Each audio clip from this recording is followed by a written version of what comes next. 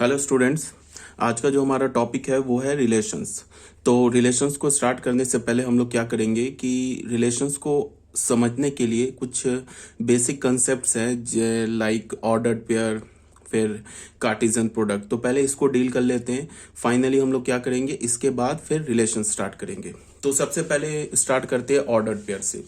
Ordered pair क्या बोलते हैं? A pair of objects written in a particular order. A pair of objects written in a particular order is called an ordered pair. Ordered pair हम किसे बोलेंगे कि हमारे पास दो ऑब्जेक्ट्स हैं, वो एक पर्टिकुलर ऑर्डर में लिखे हों।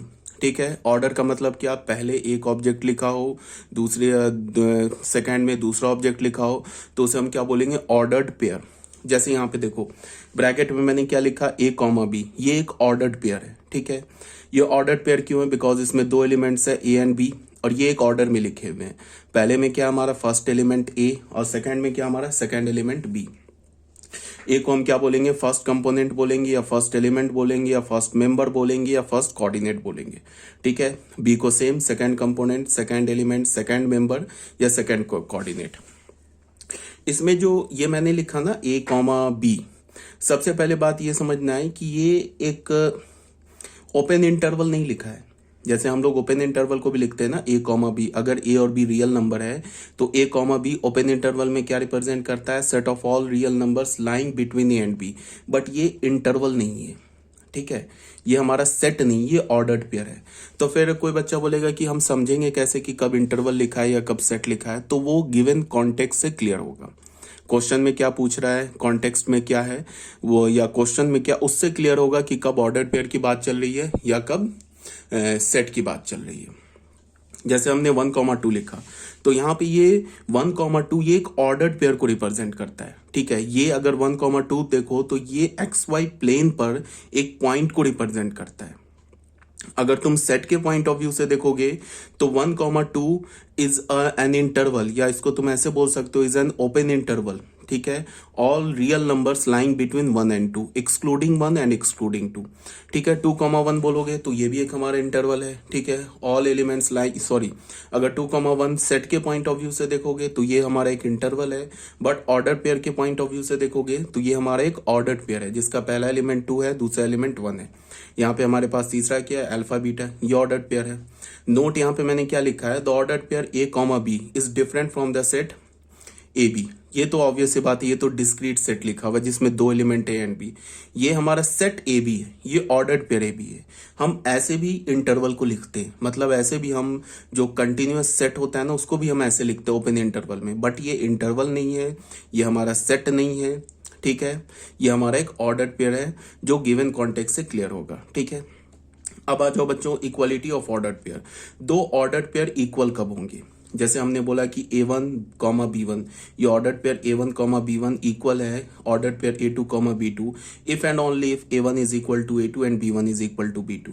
मतलब क्या है कि पहले वाले ऑर्डर्ड पेयर का पहला एलिमेंट दूसरे वाले ऑर्डर्ड पेयर का दूसरा एलिमेंट अगर इक्वल है, ठीक है, तो हम क्या बोलेंगे? Both the ordered pairs are equal. जैसे 1,3, ये 1,3, ये दोनों इक्वल ऑर्डर्ड पेयर है। क्यों? बिकॉज इसमें भी 1 है पहले एलिमेंट में, इसमें भी 1 है, ये 3 है, इसमें भी 3 है। बट 1,3 एंड 3,1 ये इक्वल ऑर्डर्ड पेयर नहीं है। ठीक है, हाँ, इसमें दोनों नंबर्स जो इन्वॉल्व है वो तो सेम है, बट ये ऑर्डर्ड पेयर इक्वल नहीं है। क्यों नहीं इक्वल है? बिकॉज यहाँ फर्स्ट एलिमेंट तो 1 है, बट यहाँ का फर्स्ट एलिमेंट 3 है, तो 1 इज नॉट इक्वल्स टू 3, तो ये ऑर्डर्ड पेयर इक्वल नहीं है। ठीक है, अब एक सिंपल सा क्वेश्चन है, क्या बोल रहा है कि हमारे पास एक ऑर्डर पेयर दे रखा है x/2 - 1, दूसरा ऑर्डर पेयर दे रखा है y/9 + 1, ये इक्वल दे रखा है 2,1 के। Then find the values of x and y, then the values of x and y are respectively this and this. चार ऑप्शन दे रखे, बहुत सिंपल है।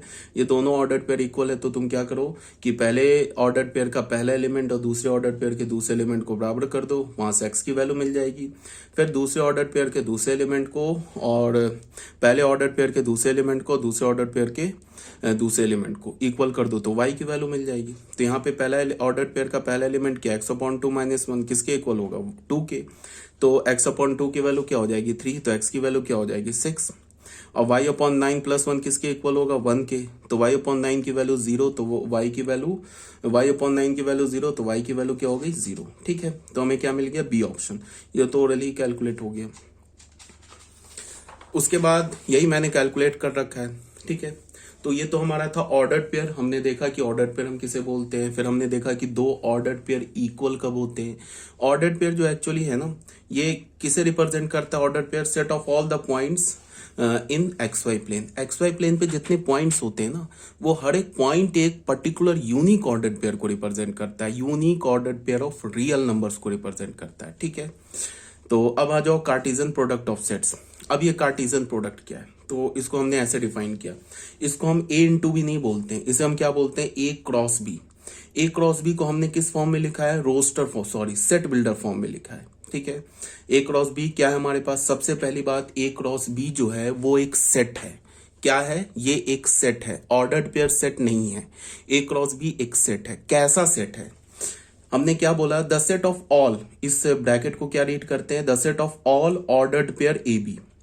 उन सारे ऑर्डर्ड पेयर ए बी का सेट बना लो। इसको क्या रीड करते हैं? सच डैट इस ऑर्डर्ड पेयर का जो पहला एलिमेंट हो वो पहले सेट ए से हो, और इस ऑर्डर्ड पेयर का जो दूसरा एलिमेंट हो वो दूसरे सेट बी से हो। ठीक है, यहाँ क्या बोल रहा है? A cross B, the set of all ordered pair A B such that पहले ऑर्डर्ड पेयर का पहला एलिमेंट पहले सेट से हो और दूसरा एलिमेंट दूसरे सेट से हो। तो अगर हमने ए कॉमा बी, अगर हमने बोला एलिमेंट है क्रॉस बी का, अगर मैंने बोला ordered pair A comma B element है क्रॉस बी का, तो यहां से हमें क्या पता चलेगा? इस ऑर्डर्ड पेयर का जो पहला एलिमेंट होगा ना वो पहले सेट से आएगा, और जो दूसरा एलिमेंट होगा वो दूसरे सेट से आएगा। ठीक है, तो इसमें ए क्रॉस बी में हमें ध्यान क्या रखना है कि ए क्रॉस बी में जो एलिमेंट होंगे ना वो ऑर्डर्ड पेयर होंगे। कभी भी ए क्रॉस बी के एलिमेंट 2, 3, 4 ऐसे नहीं आएगा। ठीक है, वो ऑर्डर्ड पेयर 2,3 आ सकता है, वो ऑर्डर्ड पेयर 4,5 आ सकता है। कभी भी सिंगल नंबर कोई single number A cross B में नहीं आएगा। ए क्रॉस बी के जो एलिमेंट होते हैं ना, एलिमेंट वो ऑर्डर्ड पेयर में होंगे।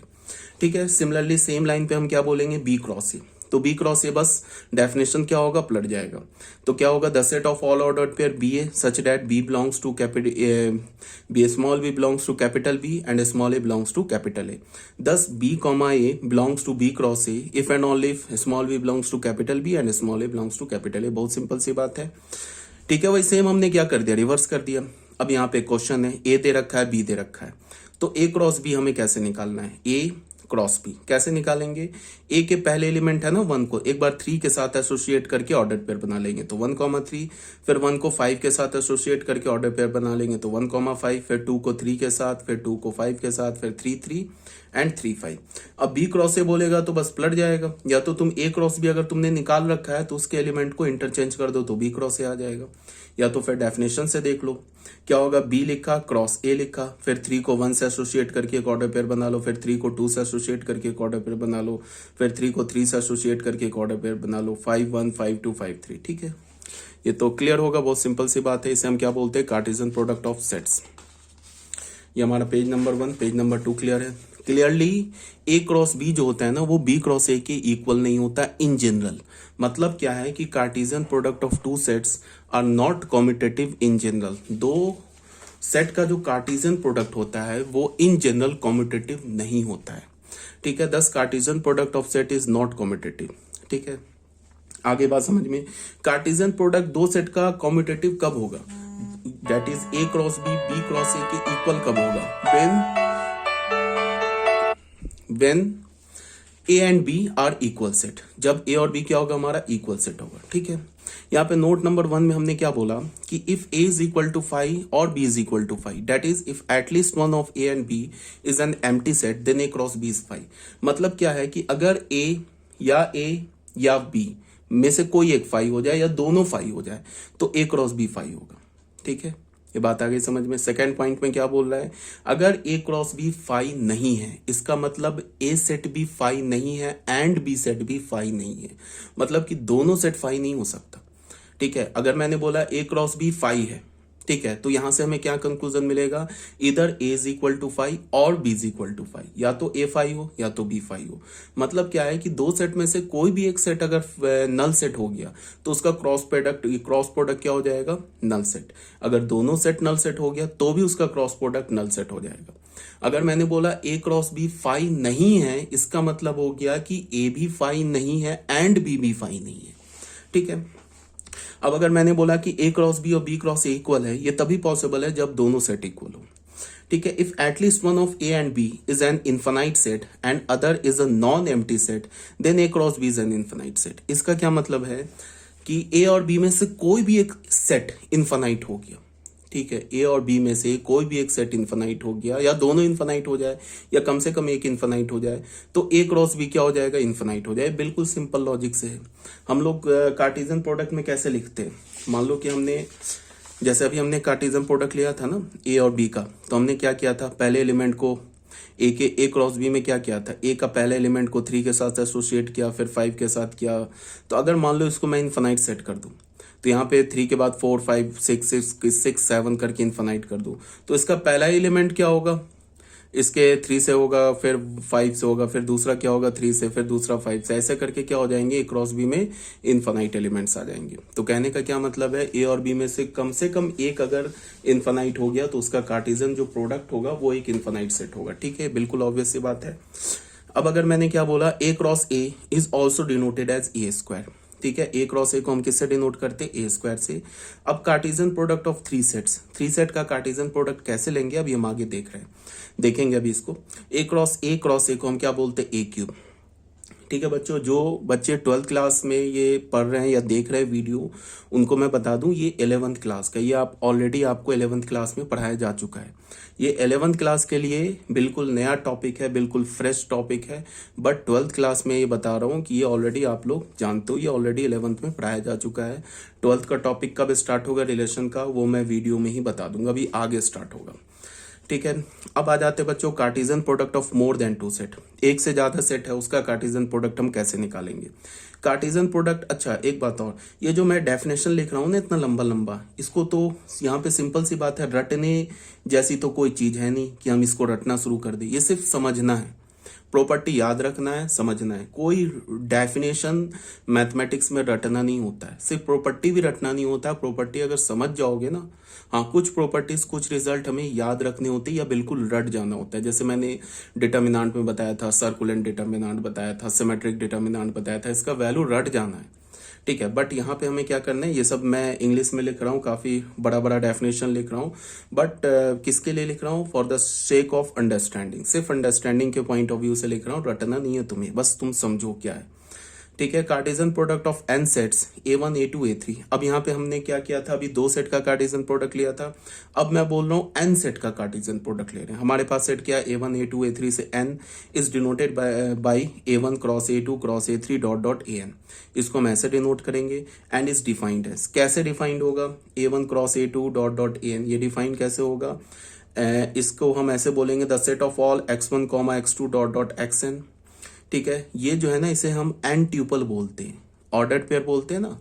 फिर ऑर्डर्ड पेयर में अगर 3 एलिमेंट्स को अगर हमने अरेंज कर दिया एक ऑर्डर में तो हम उसे क्या बोलते हैं, ऑर्डर्ड ट्रिपलेट। 2 को किया तो ऑर्डर्ड पेयर, ऑर्डर्ड पेयर को 2 ट्यूपल बोलते हैं, ऑर्डर ट्रिपलेट को 3 ट्यूपल बोलते हैं, और एन एलिमेंट्स को अगर हमने एक ऑर्डर में लिख दिया तो उसे एन ट्यूपल बोलते हैं। ठीक है, x1 इसमें क्या होना चाहिए, ए सेट से होगा, दूसरा एलिमेंट x2 कहां से होगा, a2 से होगा। इसी तरह से करते हुए xn जो होगा किससे होगा, an से होगा। ठीक है, ये बात आ रही है समझ में, कोई प्रॉब्लम नहीं है। ठीक है, तो इसको हम ऐसे भी लिख सकते हैं शॉर्ट फॉर्म में, the set of all x1 x2, ये हमारा एन ट्यूपल है। ठीक है, x1 x2 dot dot xn such that xi belongs to ai where i is equal to 1 2 3। वही बात है, इसको मैंने शॉर्ट फॉर्म में लिख दिया। 1 का वैल्यू डालोगे, i का वैल्यू 1 तो x1 बिलोंग्स टू a1, 2 डालोगे तो x2 belongs to a2 and so on, n डालोगे तो xn बिलोंग्स टू an। ठीक है, ये था हमारा Cartesian product of more than 2 sets. यहां तक भी कोई डाउट नहीं होना चाहिए। ठीक है, the elements x1 x2 dot dot xn is called an tuple of x1 x2 xn। इसे हम एन ट्यूपल बोलेंगे, x1 x2 x3 ये जो एलिमेंट्स है ना इनका एन ट्यूपल बोलेंगे। अब आ जाओ बच्चों Cartesian product of 3 sets. 3 sets का कार्टेशियन प्रोडक्ट कैसे लिखेंगे, एकदम सेम लॉजिक से, जैसे हमने 2 सेट का कार्टेशियन प्रोडक्ट लिखा, फिर हमने क्या किया, एन सेट का कार्टेशियन प्रोडक्ट लिखा, सेम लॉजिक से 3 सेट्स का कार्टेशियन प्रोडक्ट लिखेंगे। जैसे हमने बोला ना A cross B cross C, तो हम क्या बोलेंगे, the set of all ordered pair, the set of all ordered pair ABC such that A belongs to capital A, B belongs to capital B and small C belongs to capital C. मतलब क्या करना है कि अगर हमें 3 set का Cartesian product लिखना है ना, तो हमें उन सारे ऑर्डर्ड पेयर का सेट बनाना है जिस ऑर्डर्ड पेयर नहीं, ऑर्डर ट्रिपलेट का सेट बनाना है जिस ऑर्डर्ड पेयर ट्रिपलेट का पहला एलिमेंट पहले सेट ए से हो, दूसरा एलिमेंट सेट बी से हो, तीसरा एलिमेंट सेट सी से हो। ठीक है, तो यहां हमने क्या बोला कि देन अगर मैंने क्या बोला कि ठीक है, ए बी सी अगर मैंने बोला ये ऑर्डर ट्रिपलेट है, अगर एलिमेंट है क्रॉस बी क्रॉस सी का, तो इससे हमें क्या पता चल रहा है, इफ एंड ओनली इफ पहला एलिमेंट जो ए है वो पहले सेट ए से होगा, दूसरा एलिमेंट बी दूसरे सेट बी से होगा, और तीसरा एलिमेंट सी तीसरे सेट सी से होगा। यहाँ पे नोट में क्या लिखा है, आर क्रॉस आर को हम आर स्क्वायर बोलते हैं, और ये आर स्क्वायर किसे रिप्रेजेंट करता है, एक्स वाई प्लेन पे जितने भी इनफाइनाइट पॉइंट्स हैं उनको रिप्रेजेंट करता है। आर हमारा क्या है, set of all real numbers. अगर तुम देखो, अगर रियल नंबर का क्रॉस रियल नंबर के साथ लोगे तो कैसे एलिमेंट मिलेंगे, 1,1, 2,2, -1, पाई, पाई, ई, 4/5, 3/7। तो ये क्या आ रहा है, ये तो पॉइंट आ रहा है ना एक्स वाई प्लेन पे। तो आर क्रॉस आर क्या है, set of all the points lying in the plane, coordinate plane. ठीक है, आर क्रॉस आर क्या है, इसको हम आर क्यूब से बोलेंगे, set of all the points in the 3 dimensional plane. जो 11th क्लास में बच्चे हैं उनको मैं बता दूं कि हमारे पास सिर्फ एक्स एक्सिस वाई एक्सिस नहीं होता है, एक जेड एक्सिस भी होता है। आप आगे पढ़ोगे, 11th क्लास को बोल रहा हूँ, 12th क्लास को नहीं बोल रहा हूँ। 12th क्लास तो ऑलरेडी जानते हैं 3D पर क्या है वो। मैंने क्या बोला कि एक्स एक्सिस वाई एक्सिस और एक तीसरा जेड एक्सिस होता है। ठीक है, ऐसे होता है, ये हमारा एक्स एक्सिस ये हो गया, वाई एक्सिस ये जेड एक्सिस हो गया, और ये हमारा एक्स एक्सिस हो गया। ठीक है, इसको हमने क्या बोल दिया, ये एक्स एक्सिस हो गया, ये वाई एक्सिस हो गया, जेड एक्सिस हो गया। तो ये सब जो हवा में पॉइंट है ना, ये जितने भी पॉइंट्स है, हाँ देखो हवा में जितने पॉइंट्स है वो सारे पॉइंट्स किसे रिप्रेजेंट करते हैं, ऑर्डर ट्रिपलेट को। ठीक है, तो आप आगे 3D में पढ़ोगे तो, बट अभी टाइम बिंग क्या समझना है कि R cross R in cross R को हम आर क्यूब बोलते हैं, और ये किसे रिप्रेजेंट करता है, set of all the points in 3 dimensional plane. ठीक है, अब आ जाओ बच्चों, अच्छा अब कोई एक एग्जाम्पल ले लूं, शायद मैंने छोड़ दिया एग्जाम्पल, एक ले लेता हूं एग्जाम्पल। जैसे अगर मैंने एक सेट ए ऐसे ले लिया, 1, 2 ले लिया, 3 ले लिया। ठीक है, एक सेट हमने बी ले लिया 4,5, और एक सेट सी ले लिया हमने -1,0। हमें अगर ए क्रॉस बी क्रॉस सी निकालना है, ठीक है, तो हमें क्या करेंगे, हमने लिखा 1 को 2 3 का क्रॉस लेना हमें 4 5 के साथ, इसका क्रॉस हमें क्या लेना है, -1,0। तो पहले क्या करो तुम, कोई दो का, या तो पहले इसका क्रॉस ले लो या पहले इसका क्रॉस ले लो। चलो मैंने पहले दो का पहले क्रॉस ले लिया, क्या ले लिया, 1 4 ऑर्डर पेयर में, ये तो अभी 2 सेट का क्रॉस ले रहा हूँ तो ऑर्डर पेयर आएगा। फिर क्या होगा 1 5, फिर क्या होगा 2 4, फिर क्या होगा 2 5, फिर क्या होगा 3 4, फिर क्या होगा 3 5। इसका क्रॉस प्रोडक्ट ले लिया -1,0। अब देखो, अब ऑर्डर ट्रिपलेट बनाएंगे कैसे, इसका पहला ऑर्डर पेयर उठाया, उसको एक बार -1 से एसोसिएट करेंगे, फिर पहले को 0 से रखेंगे, एलिमेंट कहाँ 1 4, यहाँ पे तीसरे में -1 रखेंगे। ठीक है, फिर क्या करेंगे 1 4, फिर क्या करेंगे 0, फिर क्या रखेंगे 1 5 -1, फिर क्या होगा 1 5 0, फिर क्या होगा 2 4 -1, फिर क्या होगा 2 4 0, फिर क्या होगा 2 5 -1, फिर क्या होगा 2 5 0, फिर क्या होगा 3 4 -1 3 4 0, फिर क्या होगा 3 5 -1 एंड 3 5 0। ये हमारा फाइनली क्या मिल गया, ए क्रॉस बी क्रॉस सी। समझ गया ना कैसे लिखते हैं, अगर हमारे पास 3 सेट है तो 3 सेट का कार्टेशियन प्रोडक्ट कैसे लिखते हैं। पहले किसी को भी हमने कर लिया, इस 2 का पहले कार्टेशियन प्रोडक्ट लिख लिया। अगर मान लो इस 2 का पहले लिखते हैं ना कार्टेशियन प्रोडक्ट, और जब अगर ए के साथ लेते हैं ना क्रॉस, तो वो ऑर्डर पेयर के पहले एलिमेंट में लिखते हैं। ठीक है, अगर लिखते कैसे हम लोग 4 -1 4,0, पहले इसका ऑर्डर पेयर ले लेते, उसके बाद क्या करते, फिर 1 को लेते, इसका ऑर्डर पेयर क्या होता 4 -1, तो फिर लिखते 1, 4 -1। ठीक है, मतलब क्या होगा कि पहले इस 2 का क्रॉस लेते ना, तो जब इसके साथ जब क्रॉस लेते तो इसके एलिमेंट को, सेट एलिमेंट को ऑर्डर ट्रिपलेट में फर्स्ट एलिमेंट में लिखते। ठीक है, तो ये समझ में आ गया हो तो सिंपल सी बात, अभी तक जो भी पढ़ा रहा हूँ एक बार सुनोगे समझ में आ जाएगा, इसमें कोई टफ तो है नहीं। अब क्या बोल रहा है, number of element in the Cartesian product. Number of Cartesian product में कितने एलिमेंट्स होंगे।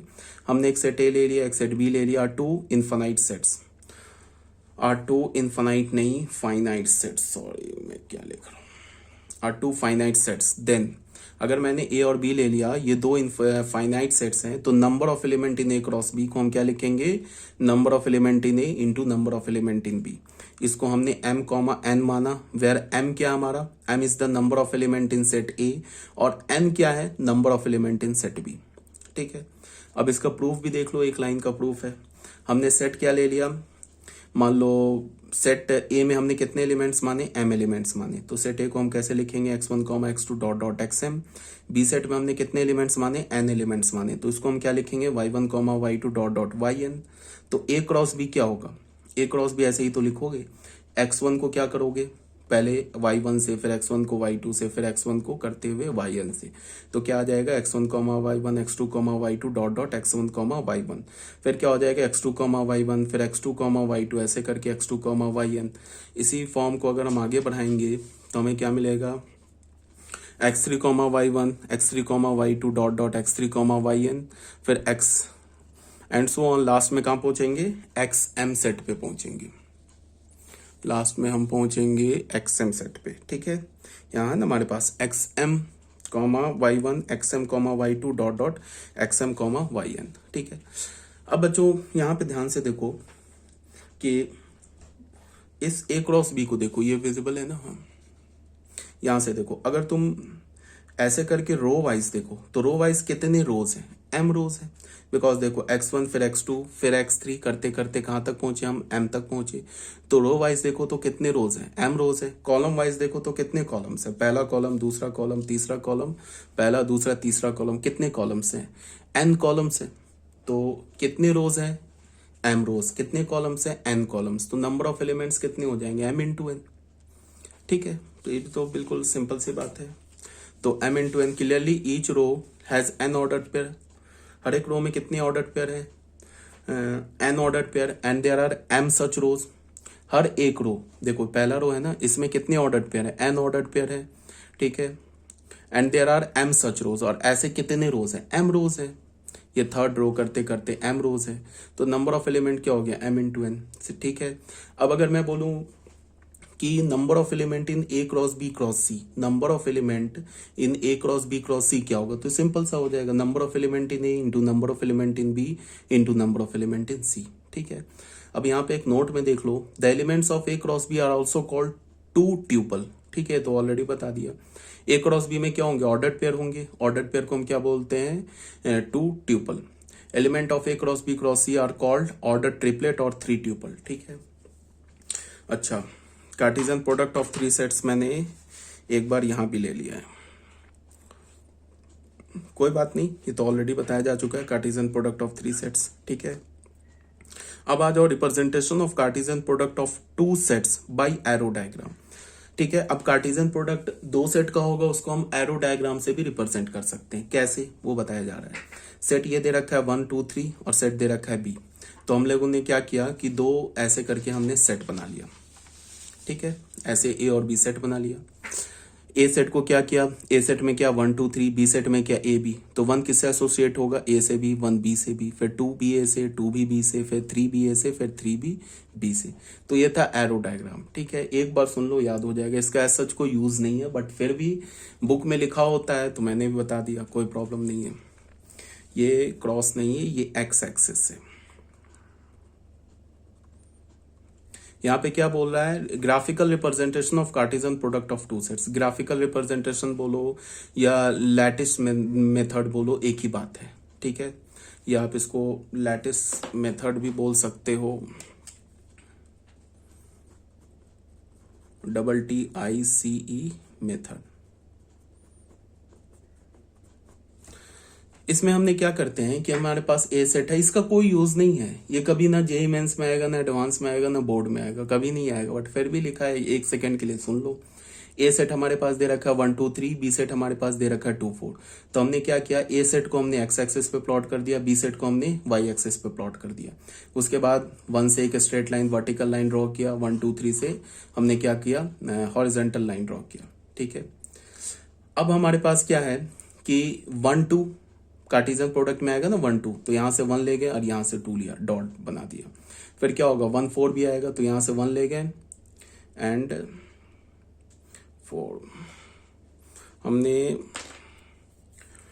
1 2 3 एंड 2 4। ठीक है, 1 2 भी आएगा, फिर क्या आएगा 1 4, तो यहां से 1 लेंगे और ए क्रॉस बी हमने क्या कर दिया है, बी क्रॉस से। ठीक है, इसमें कोई प्रॉब्लम नहीं है सच, बट फिर भी देख लो। 1 2 3 2 एंड 4। ठीक है, यहाँ पे हमारा अगर ए क्रॉस बी लिखेंगे, ठीक है, तो ए क्रॉस बी में क्या होगा 2 1 1 2। ठीक है, 1 2 हो गया, फिर क्या होगा 1 4 होगा, तो 1 है, 4 तो मैंने बनाई नहीं है, फिर 3 4। ये हमारा जो पॉइंट है ना, ये किसे रिप्रेजेंट कर रहा है 1 2 को। ठीक है, फिर ग्राफिकल लैटिस में था। ठीक है, फिर 1 4 भी होगा, तो ठीक है, यहाँ पे एक 4 बना लो ऐसे करके, तो 1 2 होगा, फिर 1 4 होगा, तो ये पॉइंट हो जाएगा 1 4। फिर क्या होगा 2 2, तो देखो ये 2 2। फिर क्या होगा 2 4, तो 2 4 एक यहाँ पॉइंट बना लो। फिर क्या होगा 3 2, तो 3 2 यहाँ पॉइंट बना लो। फिर क्या होगा 3 4, तो 3 4 एक यहाँ पॉइंट बना लो। ये पता नहीं मैंने कैसे गलती कर दी, ये क्रॉस ये नहीं है, ये पॉइंट नहीं है, ये पॉइंट नहीं है। कहने का क्या मतलब है कि जैसे 1 2 3 2 4 ए सेट दे रखा है ना 1 2 3 1 2 3 एंड बी सेट क्या दे रखा है 2 4।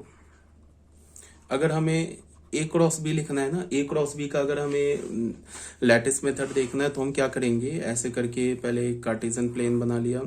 अगर ए क्रॉस बी लिखना है, तो ए को हमने एक्स एक्सिस पर लिख लिया 1 2 3, और यहाँ पे क्या लिखा 2 4, तो मान लो ये 1 लिखा, ये 2 लिखा, ये 3 लिखा और ये 4 लिखा।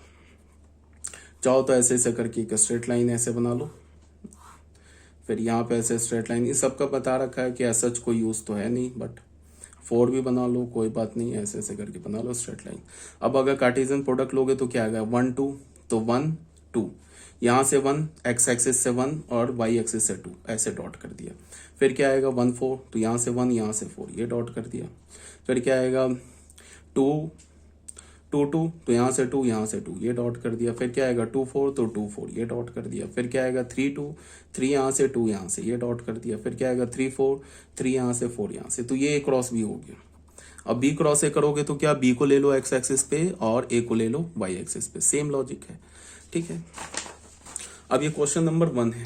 क्वेश्चन नंबर 1 में क्या है कि हमारे पास सेट ए दे रखा है 1 2 और सेट बी दे रखा है 3 4 5। तो हमें क्या निकालना है, A cross B cross A and B cross B. तो ये क्या हमारा डू इट योर सेल्फ, ये आप खुद ही करेंगे सॉल्व। ठीक है, इसमें कोई दिमाग तो लग नहीं रहा है। फिर हमारा क्वेश्चन नंबर 2 में क्या है, हमारे पास एक सेट दे रखा है 2 3, सेट बी दे रखा है 4 5 और सेट सी दे रखा है 5 6। हमें क्या फाइंड आउट करना है, A cross B union C. पहले बी यूनियन सी निकालो, यहाँ लिख दो, फिर उसके साथ ए सेट का क्रॉस ले लो। ये सब क्वेश्चन आप सेकेंड भी खुद से करोगे। क्वेश्चन नंबर 3 में क्या है, express set A such that X comma Y.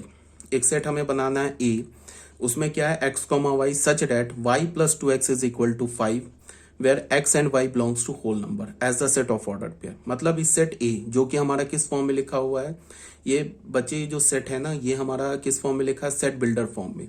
इस सेट बिल्डर फॉर्म को हमें रोस्टर फॉर्म में लिखना है। ठीक है, तो हम कैसे लिखेंगे वो देखो, क्या दे रखा है कि x कॉमा वाई हमें एक इस सेट ए बनाना है। ठीक है, सेट ए बनाना है of all ordered pair X Y ordered pair का सेट बनाना है, और उस एक्स वाई के बीच में ये रिलेशन दे रखा है। क्या दे रखा है कि y प्लस 2x किसके इक्वल होना चाहिए, 5 के इक्वल होना चाहिए, और x और y क्या होना चाहिए, होल नंबर। तो हमारे पास क्या दे रखा है ये देख लो, y प्लस 2x क्या हमारे पास 5, तो हमने y को क्या कर दिया 5 माइनस 2x बोल दिया, और एक्स वाई क्या होना चाहिए होल नंबर।